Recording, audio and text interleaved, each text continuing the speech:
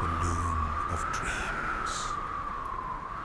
This is a place where stories are woven softly, thread by thread, until they become a blanket of quiet comfort around you. Before we begin tonight's story, let's take a few moments to settle the body and quiet the mind. If you'd like, close your eyes now. Let the rest of the world fade a little. Notice where you are, the shape of the room, the stillness of the air, the gentle warmth that surrounds you. Now, take a slow breath in through your nose. Feel your chest lift and your belly rise. And then slowly breathe out through your mouth, as if you're blowing warm air onto a window. Let your shoulders drop and feel that breath leave gently, like a sigh. Again, inhale softly, not too deep, just enough to feel the cool air enter. Pause for a moment and exhale slowly. Each time you breathe, imagine the air moving like a wave, in and out, steady and kind. Your body begins to understand this rhythm, the same rhythm as a calm sea at night, the same rhythm as the fire in the hearth. If your mind begins to wander, that's perfectly fine. Just notice it and bring it back to your breath, back to the sound of the fire, back to the quiet in your room. Now feel your body growing heavier, your hands resting loosely, your jaw unclenching, your eyes softening behind closed lids. Let your breath find its own pace. There's nothing you need to do. You are safe, you are home, and you are ready to rest.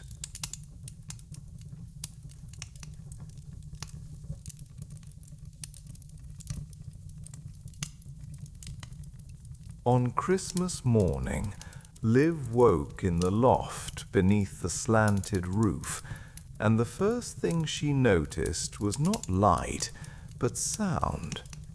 Not the kind of sound that arrives sharply, like a door closing or a kettle clicking to life.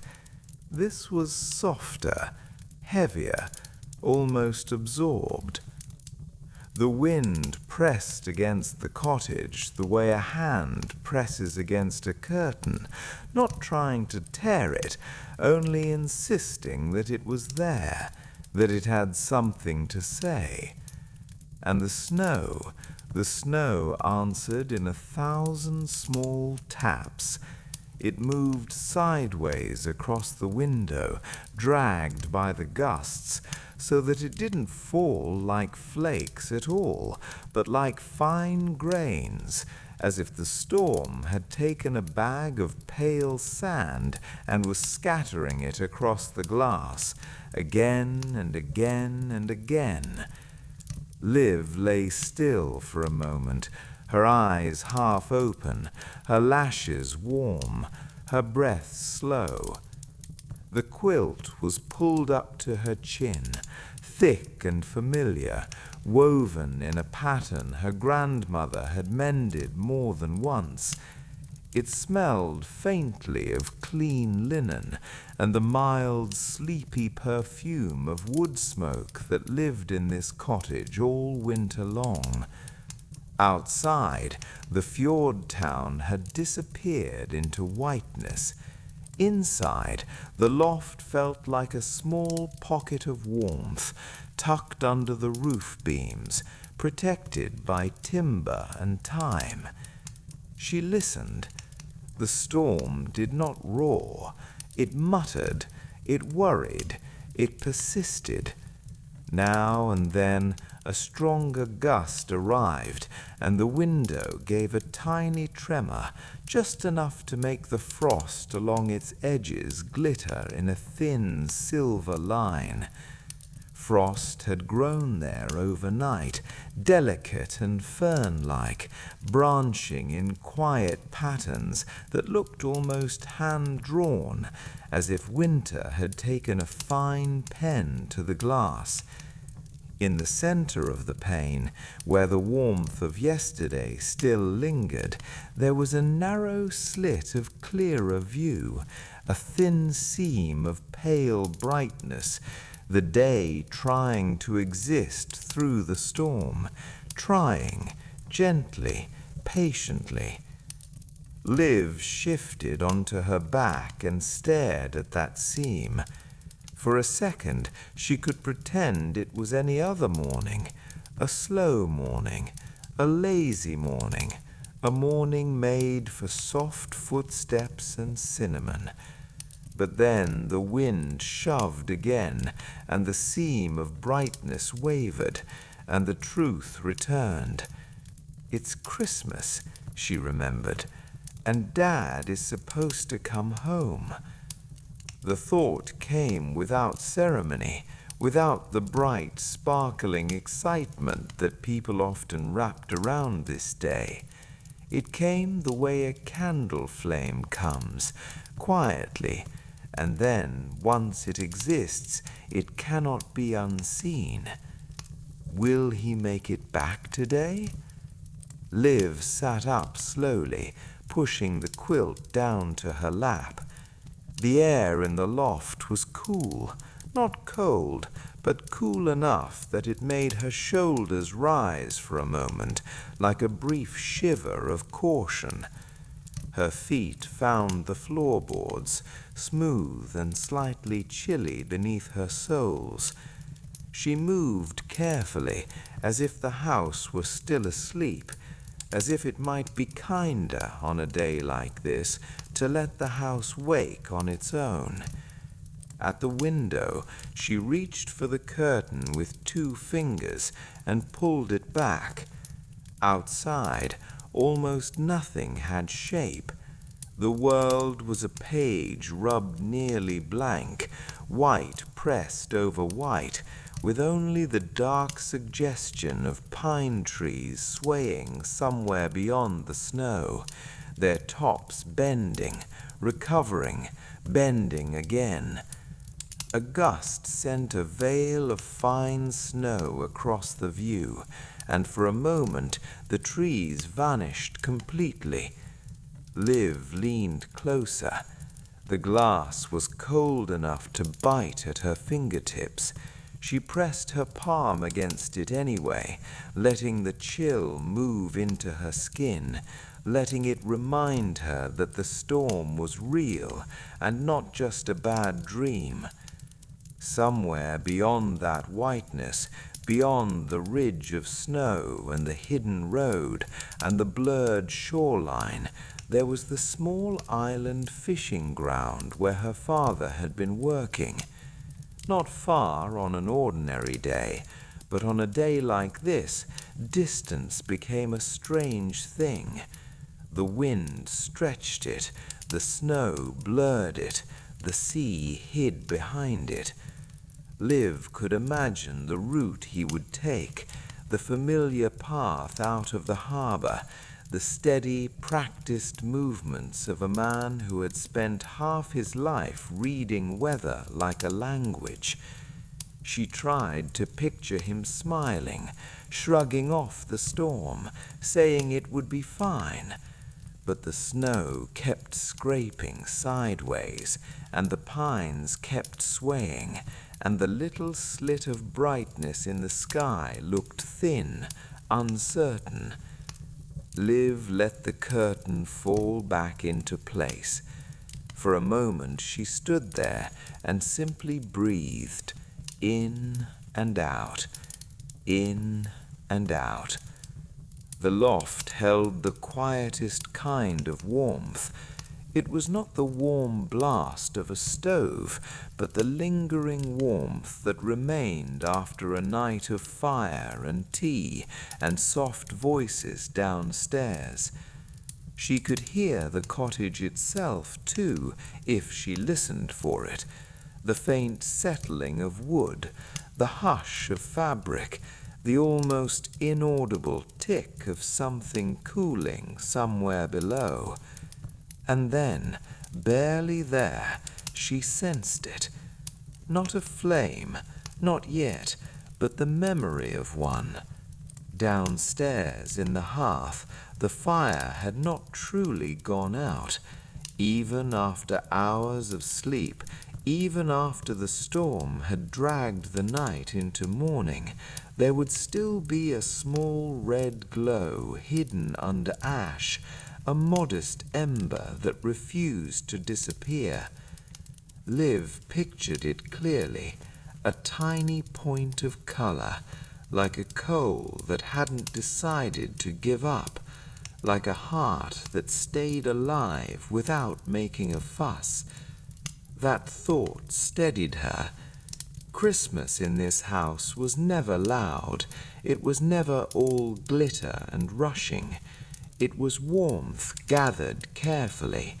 It was food made slowly. It was light saved for evening. And even though Liv's mind kept trying to run ahead, to the harbor, to the sea, to the invisible island, the cottage asked her to stay where she was.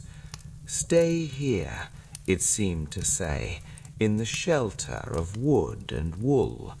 Stay with the ember, with the slow promise of heat, with the slow rhythm of home. Liv turned toward the stairs. The storm could have the sky, for now. She would follow the warmth downward, step by step, as if descending into a place that always knew what to do next. And as she started down, the snow kept tapping the window behind her, softly, persistently, like the storm reminding her that today would be a day of waiting, but not an empty waiting, a waiting that could be filled with fire and flower and light. By the time Liv reached the bottom of the stairs, the air had already changed.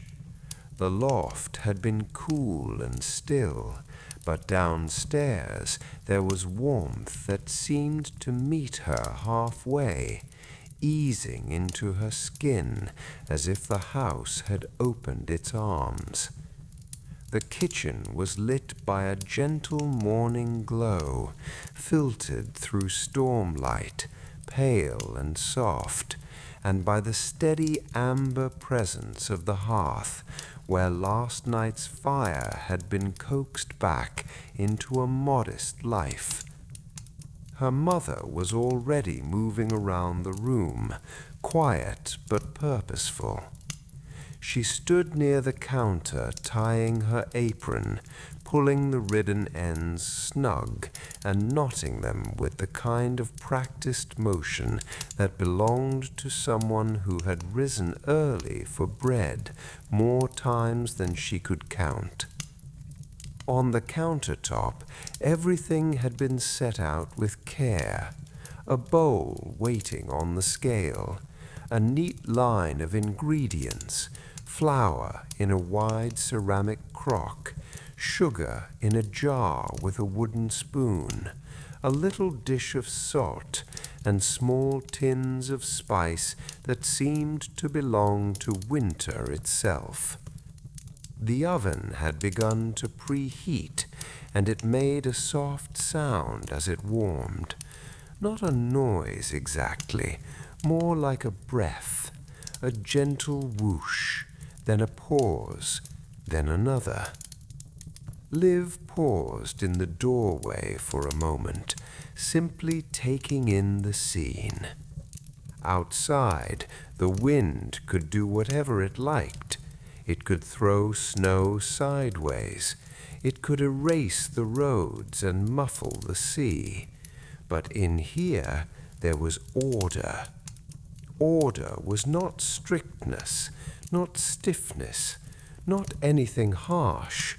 Order was a kind of kindness, a way of saying, we are safe enough to do this slowly. Her mother looked up and smiled, the expression small but real. "Merry Christmas," she said softly, as if speaking too loudly might make the storm press closer. Liv returned the smile and stepped fully into the kitchen. She didn't ask questions right away. She didn't say what she was thinking. Instead, she did what she always did in this house when she felt uncertain. She found something useful to hold. A clean cloth lay folded near the sink. Liv picked it up and began to wipe the counter, smoothing away the faint dust of flour that had already escaped. She wiped until the surface shone, until it felt ready. Then she reached for the bread basket, woven and sturdy, and lined it with a tea towel. The towel was soft from years of washing, the fabric slightly thinned in places, the kind of cloth that had been handled so often it had become gentle. She placed the butter on a small plate and set it near the warmth, not too close to the fire, just close enough that it could soften patiently, the way good things softened in this house. Her mother measured flour with careful scoops, leveling the top with the back of the spoon. Flour drifted down in light puffs that looked like indoor snowfall, white, harmless, friendly. It made Liv think briefly of the blizzard outside and how different it felt in here. Outside, snow was sharp, loud in its own muffled way, insistent. Inside, flour was quiet, obedient to gravity, a soft suggestion instead of a force. Liv watched her mother crack an egg into a bowl. The shell split neatly, the yolk landing whole, glossy as a small sun trapped indoors. Her mother added milk, then stirred with a steady hand. The spoon clicked softly against ceramic. Tap, stir, tap. The sound more soothing than any holiday music. Liv moved closer and asked gently, "What should I do next?" Her mother nodded toward the bowl and the flour. "Help me start the dough. We'll do the rolls first, and then the bread for the table." Liv washed her hands, dried them carefully, and took her place at the counter. When she plunged her fingers into the flour, it felt cool and fine, like sifted snow that didn't melt. She made a well in the center, as she had done so many times, and poured in the warm mixture little by little. The flower clung to her skin. It made her hands look pale, as if she were wearing winter gloves. She began to mix. At first it was loose, sticky, uncertain, but then the ingredients started to agree with one another. The mixture thickened. It resisted slightly. It asked to be worked. Liv pressed and folded, slowly, steadily. The kitchen grew warmer with movement. The oven's breath came and went. The hearth offered its quiet crackle. The storm muttered beyond the walls. Liv's mother sprinkled a bit more flour on the board and guided her hands with a small gesture. "Don't rush it," she said. "Let it come together." Liv nodded, and as she kneaded, she noticed something important. When her hands were busy, her mind stopped running as far. She still thought of her father, of course. The question still lived in the background like a faint ache. Will he make it home? Will the ferry, the boat, the crossing be possible? But kneading gave that worry a shape to rest inside. Waiting, Liv realized, didn't have to be empty. Waiting could be filled with warmth and work. Waiting could be stretched into something soft, like dough rising. The dough grew smoother under her palms, changing from rough to pliant, the surface becoming satin-like. Liv pressed her thumb into it gently and watched the indentation spring back halfway, as if the dough were practicing resilience. Her mother smiled at that. "See," she said quietly, "it wants to live." Liv laughed, a small sound that surprised her, then softened into a breath. They formed the dough into a round and placed it in a bowl lightly oiled, covering it with a cloth. The cloth settled over it like a blanket. Liv stared at the covered bowl. It looked so simple, but she knew what would happen next. Given time, given warmth, given patience, it would rise, just like that. Outside, the blizzard could keep pushing the world around. Inside, in this kitchen, something gentle was already beginning.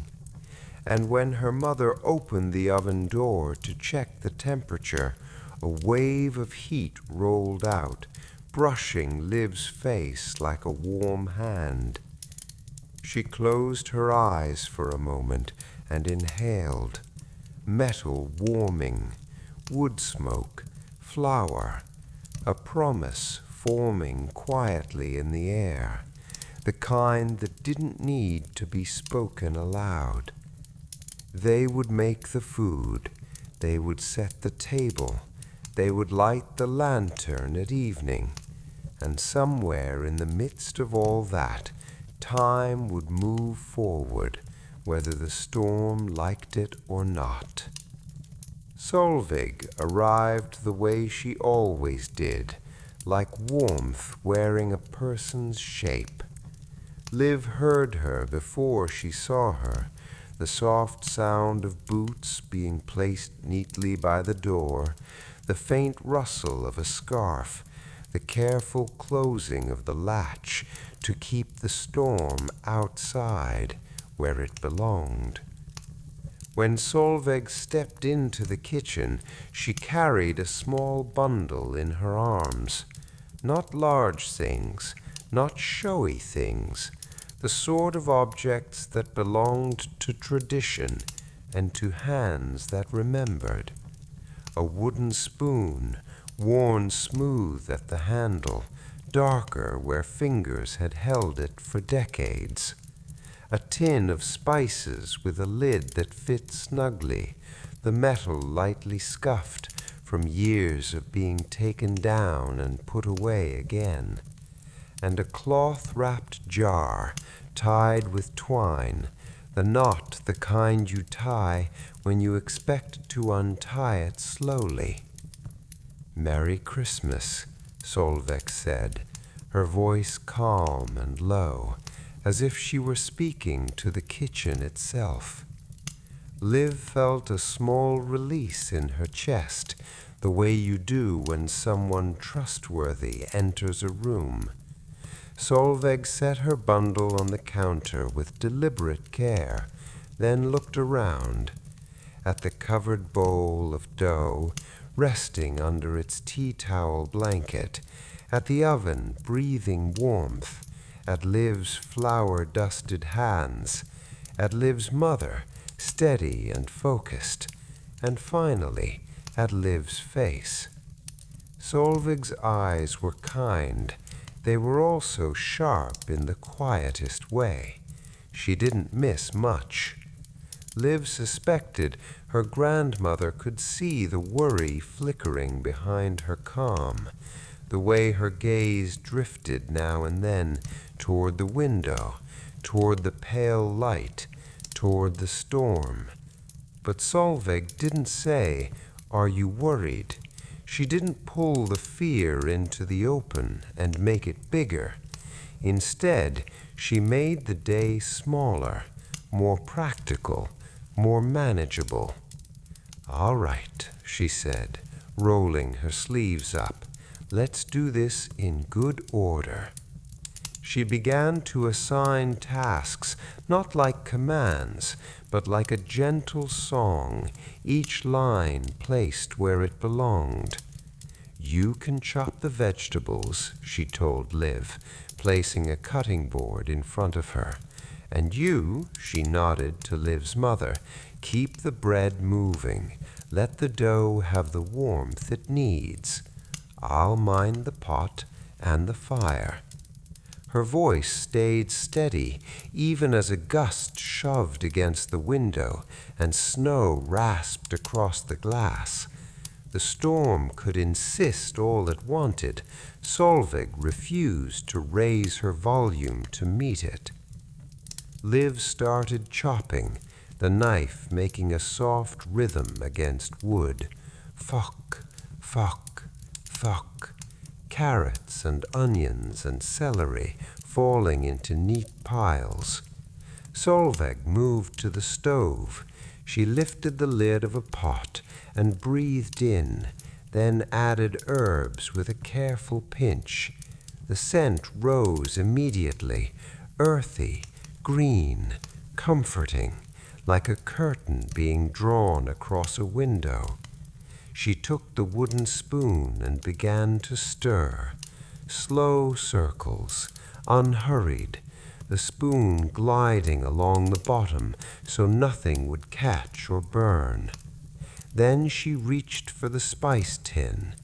The lid came off with a faint click.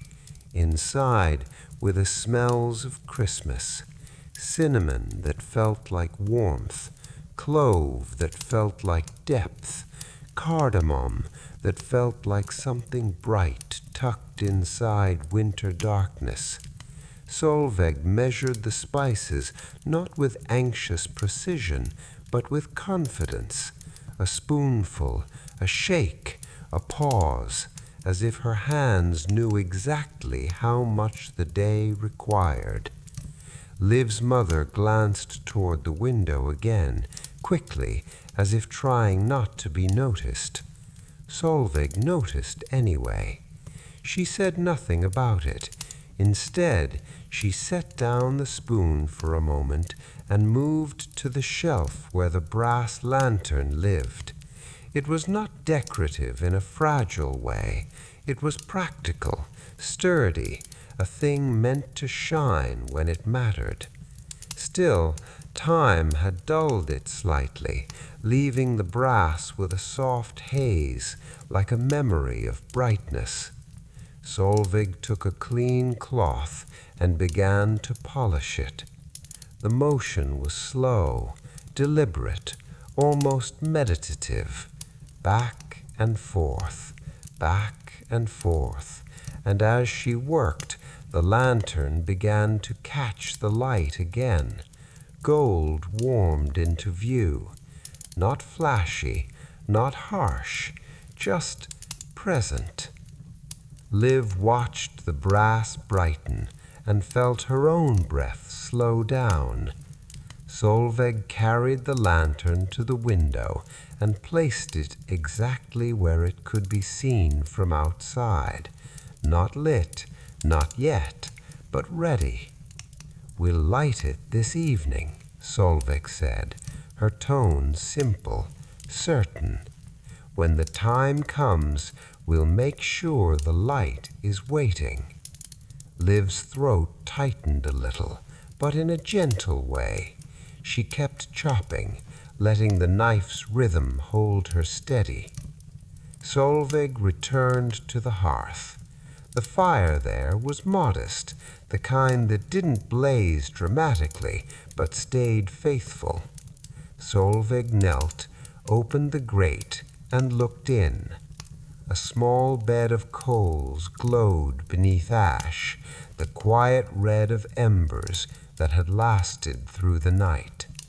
Solveig added a piece of wood, not too large, just enough. The wood settled, and after a moment the embers brightened, licking at the edges. A soft crackle answered, low and contented. Solveig closed the grate and warmed her hands briefly near the heat, as if greeting an old friend. "There," she murmured, steady. Liv understood what her grandmother was doing. Not fighting the storm, not pretending it wasn't there, but anchoring the day in things that could be controlled. A fire that would be kept, a pot that would be stirred, a dough that would rise, a lantern that would wait for its hour to shine, patiently, faithfully, like a promise. The wind rattled the window again, but the kitchen did not flinch. Liv's mother began to shape the dough into rolls, her hands moving with practiced ease. The rolls lined up on the tray like small sleeping stones, each one rounded and ready for warmth. Solveig tasted the soup, added a pinch more salt, and nodded. "Good," she said. And then, almost as if it were the most natural thing in the world, she looked at Liv and spoke softly, so soft it felt meant only for Liv's heart. "Hands busy," she said, "hearts quieter." Liv exhaled. Yes, she thought. Yes. Outside, the storm could keep pushing the world around. Inside, they would keep the rhythm. Inside, they would keep the warmth. Inside, they would set the light in its place and wait for evening to arrive. By late morning, the storm seemed to find a harder voice. Not louder, exactly, but denser, as if the wind had decided to press itself flat against the landscape and stay there, making the world outside the cottage feel like a single unbroken sheet of moving white. Liv stood in a moment in the doorway between the kitchen and the dining room, listening. From the stove came the quiet, steady sounds of care. Solveig's wooden spoon circling the pot, the soft clink of a lid being lifted and set down, the patient hush of the oven breathing warmth. But beyond the walls the blizzard made its own slow insistence. Snow rasped across the windows, sideways, unrelenting. And every now and then a gust arrived with a heavier shoulder, pressing the glass with a dull thud, like the world knocking without wanting to be let in. Liv carried a folded tablecloth in both hands, its fabric cool and clean, smelling faintly of soap and cedar from the linen cupboard. She laid it across the long table, the one that lived in the dining room most of the year as a quiet surface for books, baskets, and everyday life, but became something different on days like this, a Christmas table. The cloth unfurled with a soft whisper, and the edges fell into place like snow settling, only this snow belonged to the house and did not bite. Liv smoothed her palms across it, pressing down the folds, coaxing out the creases, back and back again. The simple motion felt grounding.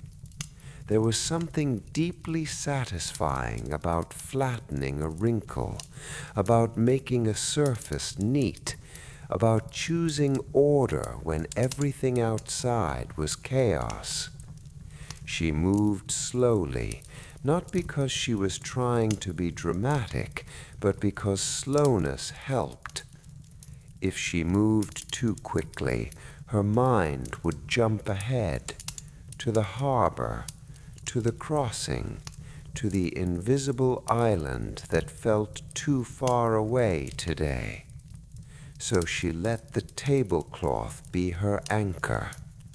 She lifted one corner, adjusted it by an inch, then another. She stepped back, checked the symmetry, stepped forward again.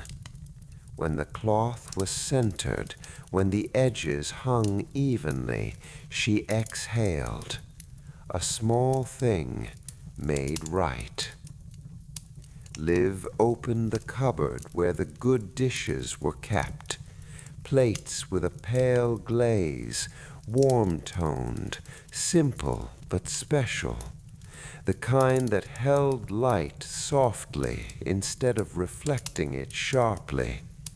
She set them down one by one, listening to the quiet sound of ceramic meeting cloth. There was a rhythm to it, a gentle sequence.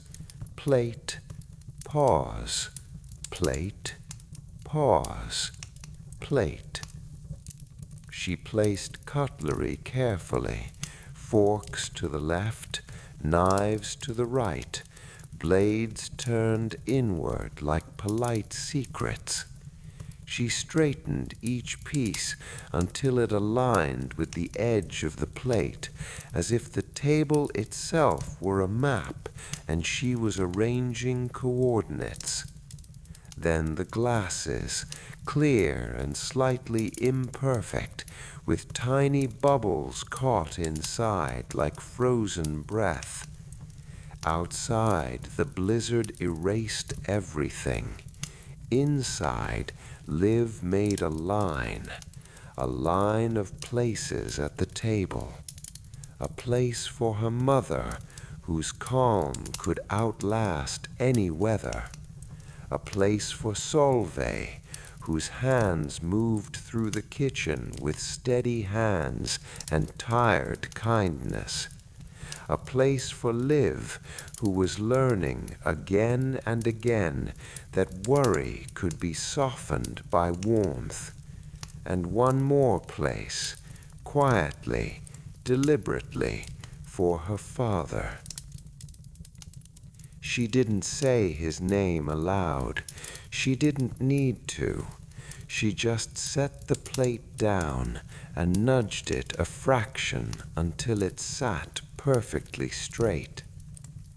The window in the dining room looked out toward the fjord, but today it might as well have looked into a blank page.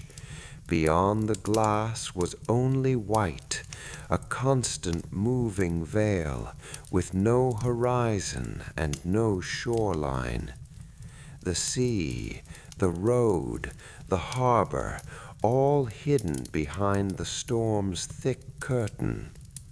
Liv's throat tightened slightly, and she turned away, not to avoid the truth, but to keep herself from staring into it too long. On the sideboard, a small bundle of pine branches waited, cut earlier and kept fresh in a bowl of water.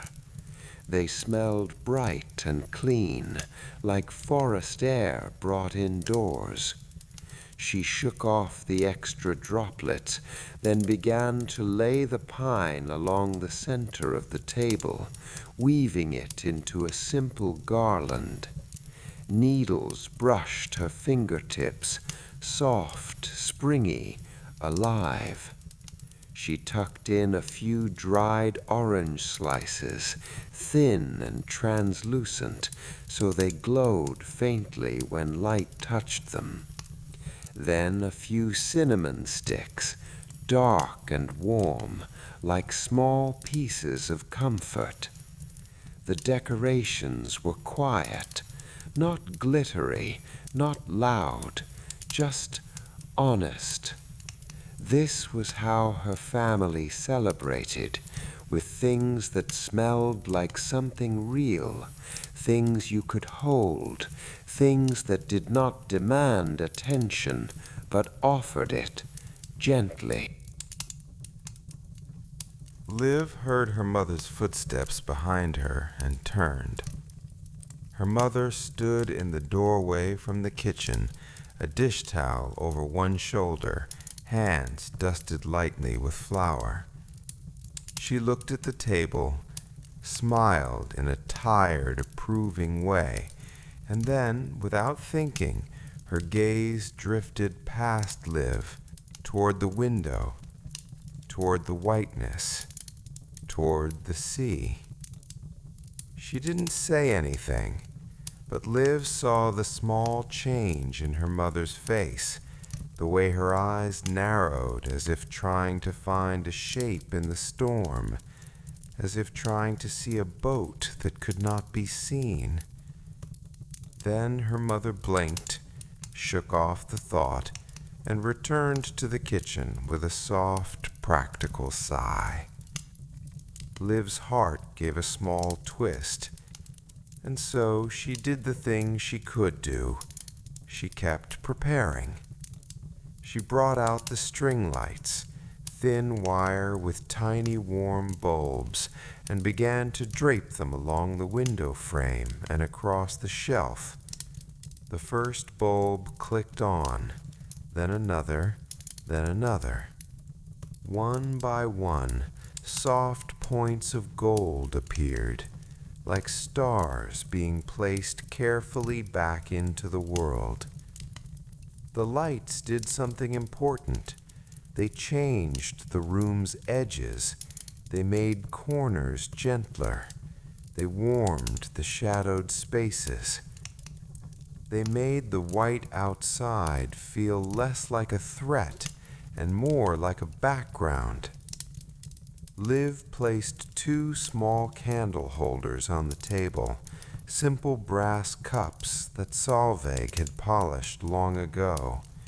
She set the candles in, straightened the wicks, and left them unlit for now. A promise for later, for evening, for when they would sit down and the day would soften. When she finished, Liv stepped back and looked at everything. The smoothed tablecloth, the aligned cutlery, the pine garland, the warm string lights. Outside, the snow wall still moved, still insisted, but inside, the house was already beginning to glow. Liv rested her hand briefly on the back of her father's chair, just a light touch, then let it go. Preparing, she thought, could be a kind of resistance, not loud resistance, not angry, a gentle refusal to let the storm decide what today would be, a quiet choice to build warmth, piece by piece, until there was enough of it to hold them all. Time moved in small, careful steps that afternoon. The clock in the kitchen ticked steadily, and the cottage answered with its own slow sounds, the pot simmering, the fire crackling, the occasional clink of a spoon against a bowl. Outside, the storm did not stop, but it changed. The wind began to take brief pauses, as if it had grown tired of pushing so hard, and in those pauses, the snow stopped scraping sideways and began to fall with more weight. Not yet gentle, not yet floating, but no longer like a whip. Now it fell like something that belonged to gravity again, something that wanted to come down instead of being thrown.